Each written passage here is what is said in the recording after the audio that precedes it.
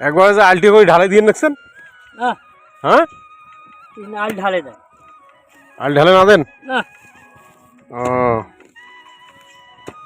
তবে উসে এখান করি মনে হয় কাটি দেওয়া ভালো হইবে না? উসেটা করে কাটি দিলে ভালো হয়। হ্যাঁ পানিটা সমান আইছে। হ্যাঁ, ও, কাদোটা ভালো হয়। কাদোটাও ভালো হয়।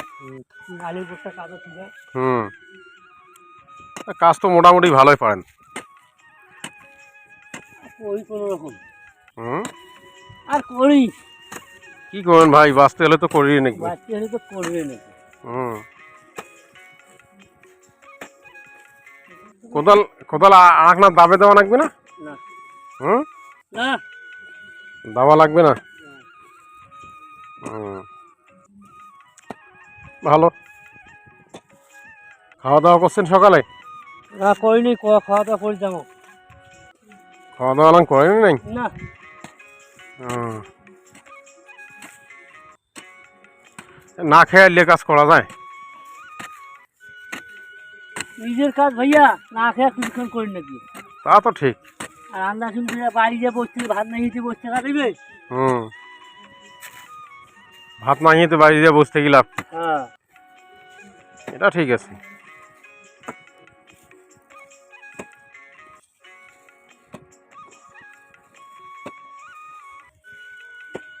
এবার কতগুলো জমি আবাদ করেন চল? মোটে 4-5 জন হইবে। 4-5 জন? হ্যাঁ, মোটর দিয়ে আবাদ হইবে না? আবাদ হইবে মোটর। মোটর দিয়ে তো আবাদ হইবে না, মোটর দিয়ে পানি দেওয়া হইবে। ওহো, মোটর দিয়ে আবাদ হইবে না? না, মোটর দিয়ে পানি দেবো। মোটর দিয়ে তাহলে পানি দিবেন? হ্যাঁ, হুম। ধান লাগার সময় আসি গেছি তো। আসি গেছে। হুম, বেতন কেমন হয়েছে? বিছন দাদা আমার কাছে ঠিক হয়েছে। হুম তার কোনো সমস্যা হয়েছে, পুষ বছর ফেলাইছে তো হুম, এই জন্য তাদের কোনো সমস্যা হয়েছে। ও, আপনাদেরটা ঠিক আছে। হ্যাঁ, আপনারটা ঠিক থাকলে হল। তা কি হয় ভাইয়া, সবার চিন্তা সবার করে না। ভিতরে তো একটু লক্ষ্য রাখা লাগে। হ্যাঁ, তা ঠিক। কিন্তু এত করে বলি যে একটু কদিন আঁকপাকে 8-10টা দিন আঁকপাকে বিছনটা ফেলাই দিতেই ভালো হয়।